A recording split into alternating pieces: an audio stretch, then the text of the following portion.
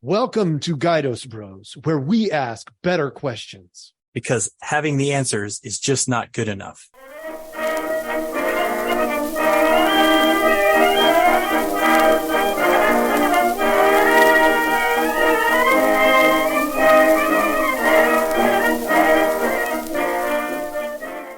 Hey, man, this is Jason.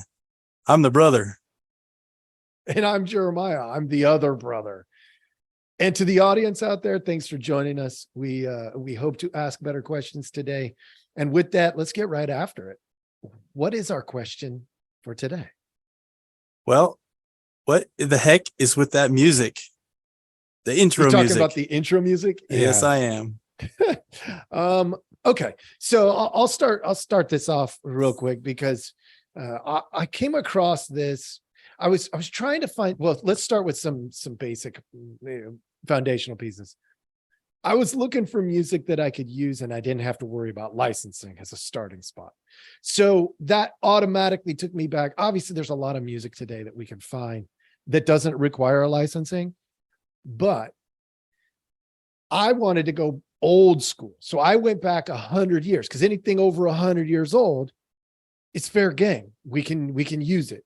And so it took me back to, in total transparency, my brain had the 1919 White Sox scandal in 1918, like a genius that I am.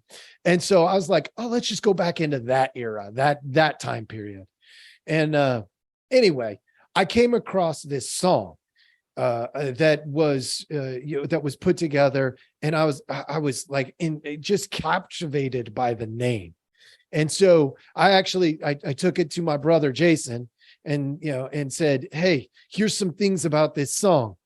He's got a little more information on it than I've got tracked in my brain. So I'm going to let him go into some of those details, and then we'll see if any questions come about from there. Cool. So I looked it up, and it was created by John Philip Sousa, and he was the leader of the Marine Band. So that's the United States Marine Corps Band for 12 years. And during that time, he came up with this particular score, and it's called Solid Men to the Front, which was completed in 1918. So that's sort of the, go ahead. That's good, man. Like, okay, so my first question, that I think there is, the Marine Corps, there's some significance to the Marine Corps for you and me. Mm-hmm. Much of our audience may not know that, right? So what do you want to say about the Marine Corps? It's something we did early in our young life. We both joined the Marines. You were 17 and I was 18. You were just a couple years behind me. And we did that as part of our, I guess what I would say is our significant young man developmental phase. So we both did that I did it for 13 years and you did it for like 8 years, I think, right? 6 years. 6 years. Yeah. Yeah. So both of us went in. That I'm going to tell you the question that came to my mind. I was thinking for a moment like an audience person. Then which one of us is older? Oh, see, and since we don't actually answer questions, we'll leave it at that. But the answer was in there. If people want to go back and re-listen, the answer was in there. Okay. You gave it away. I remember sitting, speaking of the Marine Corps, I remember sitting on the couch. I don't know. I know you know this story about me, but one of the things that came to my mind was sitting on the couch, and I didn't know this at 17. It was one of those things that I didn't ever think of it, didn't care, whatever. But one of those, did you know moments. Did you know that in Oregon, the only way to be legally emancipated without going through the court system is the recruiter? I sat on the couch at 17, the day my birth date, the day I turned 17.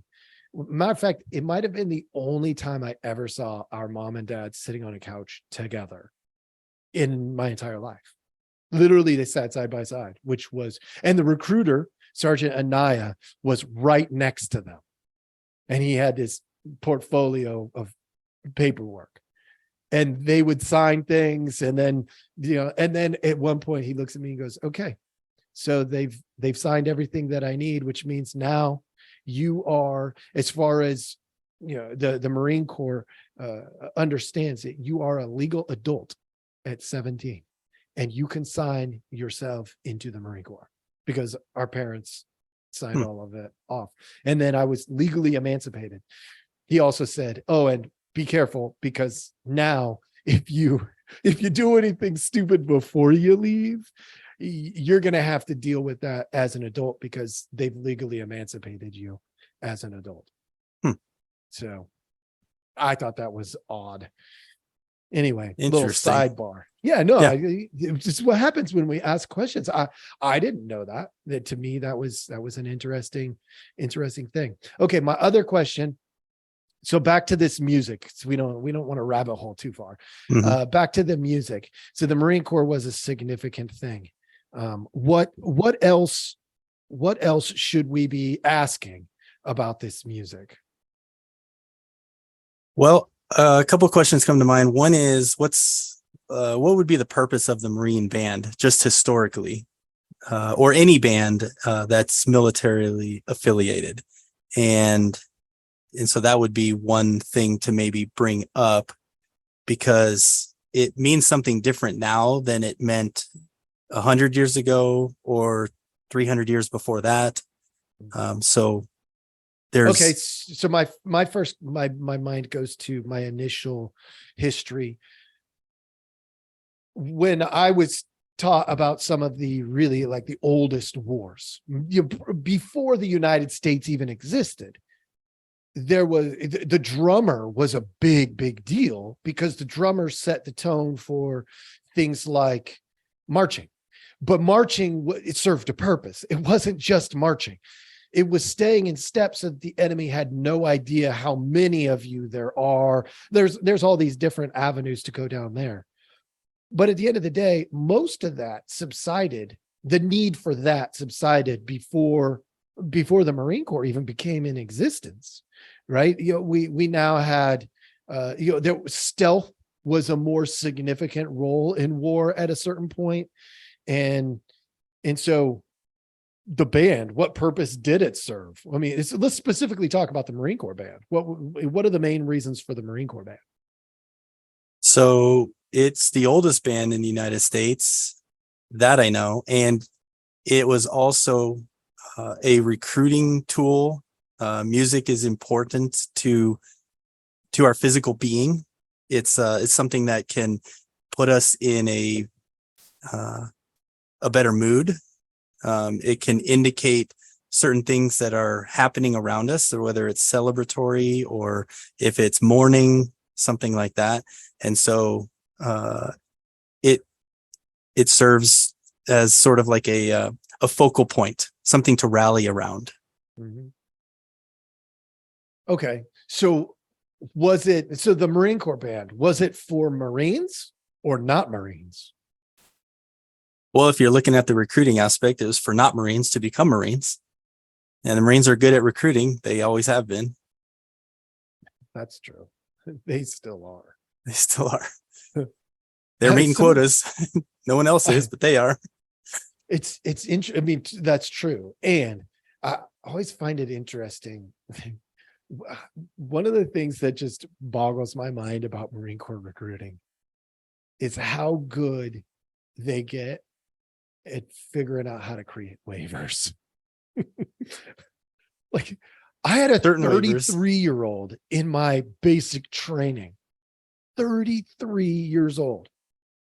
He was an Alaskan, and the dude was super interesting. But in comparison, the next oldest we probably had was probably 23 or 24. almost 10 years the junior. And there had to be a waiver. I don't remember what it was. I think it was 30 is the cutoff or something like that. Yeah, probably 28 or 30. So he was well beyond.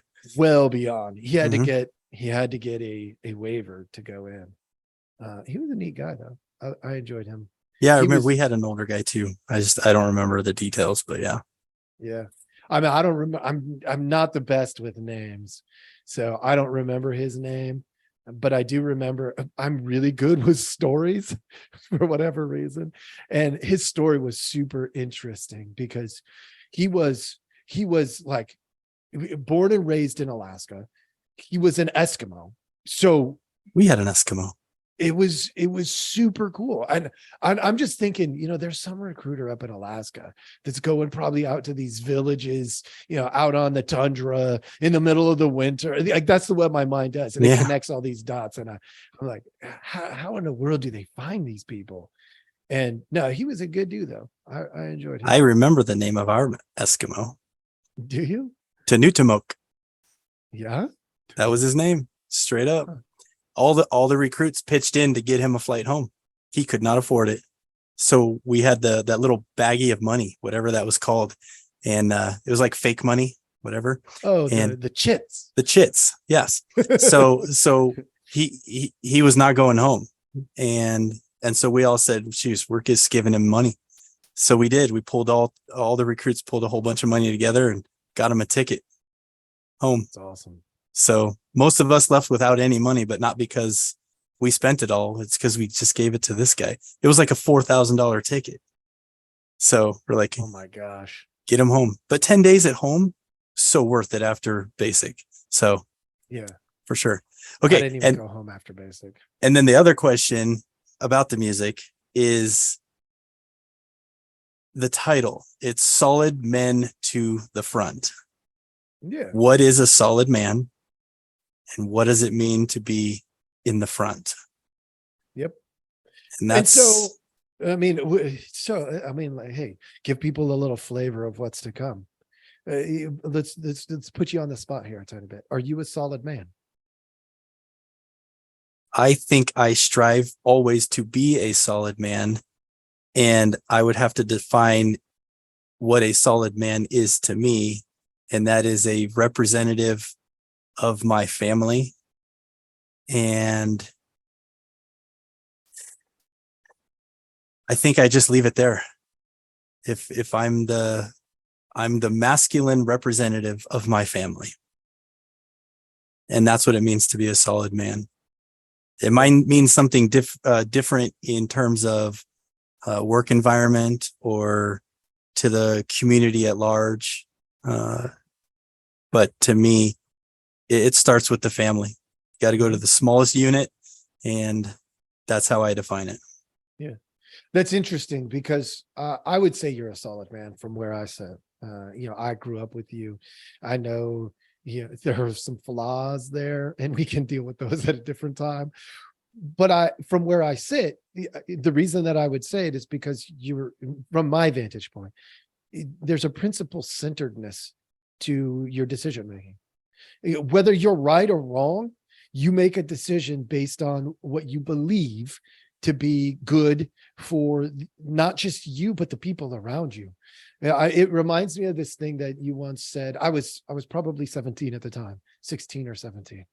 I asked you why you were going in the Marine Corps. You probably don't even remember this, but I do. I said, why are you going in the Marine Corps? And your response was, you'd been working at the glass company, making good money. It was hard work, but it was good money. And you said, look, I realized, I woke up one day and I realized that if I succeed, I want it to be my fault. And if I fail, I want it to be my fault. And so for me to go into the Marine Corps, you were talking about yourself. For me to go into the Marine Corps, it's my way of saying, I'm doing this and I'm going to do it my way. Whatever my way is, as I figure it out as I go, that's the way I'm going to do it. And if it's my success, it's mine. If it's my failure, it's mine. And the ownership in that principle of, I'm just going to own my path. And if it's a crappy one, well, it is what it is. And if it's a great one, again, it is what it is. And I'm going to just navigate it the best that I know how. I come back to when I talk about principles. For me, I go, people are here are going to learn this. I don't talk about this so much on my other podcast, but for me at the top is God, 100%, everything, all in that category. God first, family, runner up, but they are right there at the top of the chart also. And then friends, because for me growing up, I needed friends, family / friends, because my friends often growing up were my family. It just had to be that way because of what we dealt with in childhood. And then, my calling, what was I called to do? Some people call that career or job and stuff like that, but your principles center just the same.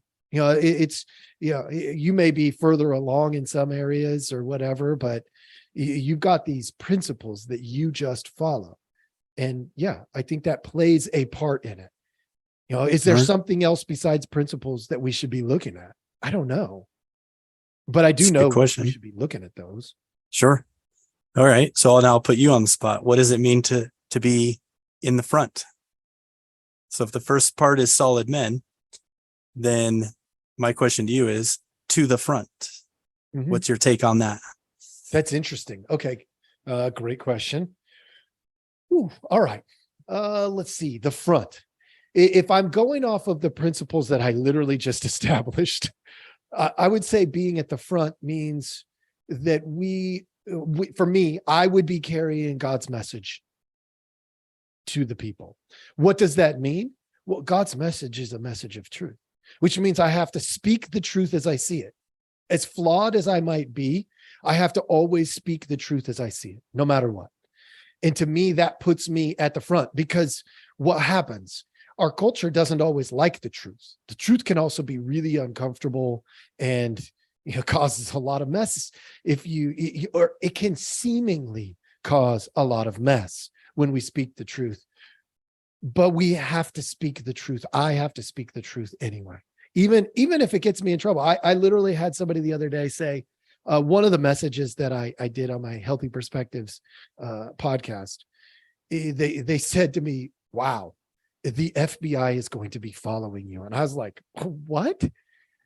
But they were making a political statement more than anything, I think. But the idea that the truth can get you into trouble, I just own it. I have to live with that. And if it does, it does. I will never be able to not speak the truth as I see it. And I'm pretty careful about that language. So to me, that's being at the front. If somebody brings up the topic of God, I don't shy away from it. When somebody brings up the topic of politics, I don't shy away from it.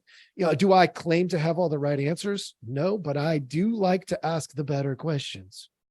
And so, for me, it starts with speaking the truth as I see it. All right. I know in my mind, and that's good, because you definitely have to, I guess, stand your ground in certain aspects of your life. The front is scary. The front is visible. The front is the point in the direction that you're moving.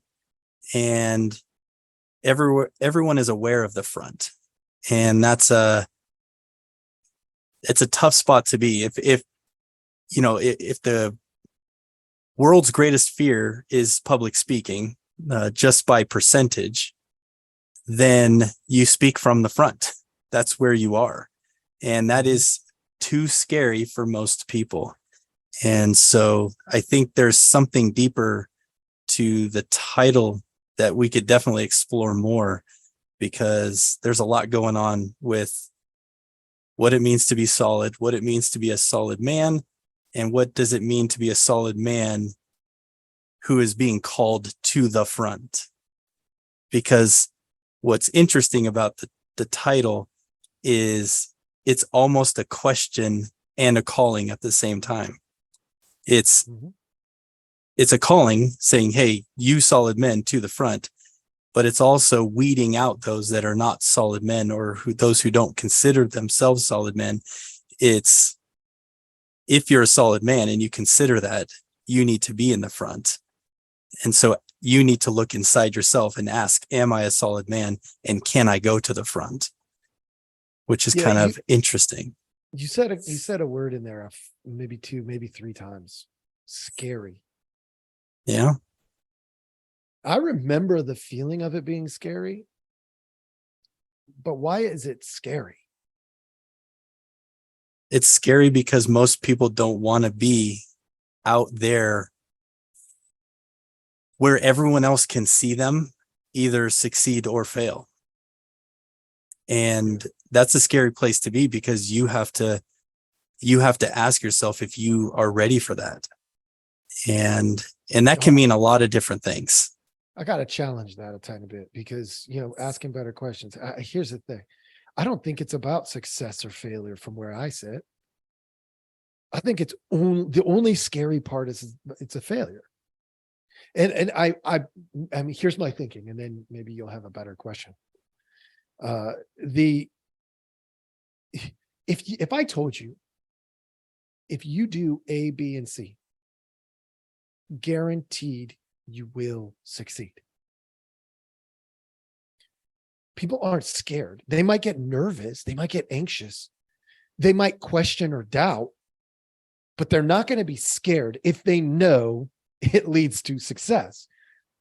I think people don't go to the front from where I sit because they fear failure, not because they are afraid of success.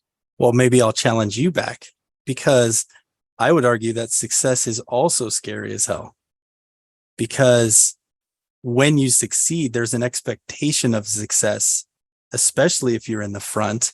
And that's scary, because now if you went out there for the first time with challenging that fear of failure, but then you succeed, now everyone's looking at you for the next success. And then that becomes very scary in itself. Yeah. But it's sustaining success is still a fear of failure.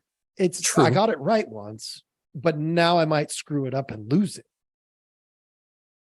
To me, failure is the from where I said, it's, when it all circles back to that fear of failure. It's why people get it's why they freeze. That's why they freeze. That's they know that if they create a certain level of success, then they have to try to sustain that. And they're like, I don't know if I can. How can I mean, will I be able to sustain it? And so they're really getting wrapped up in the fear that it may not work out. And brings up a different question for me. How come some people can get to the point where they just don't fear the failure anymore?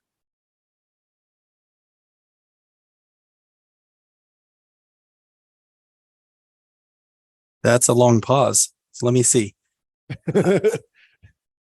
I don't know. Because I look at certain things that I do that I know should be scary, but aren't. And well, okay, maybe it is simple. Maybe it's because I don't care if I fail. Like when I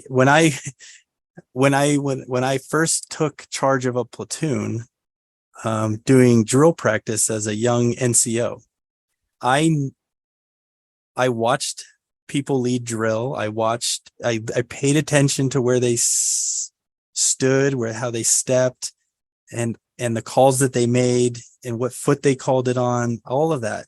And then I read the drill manual,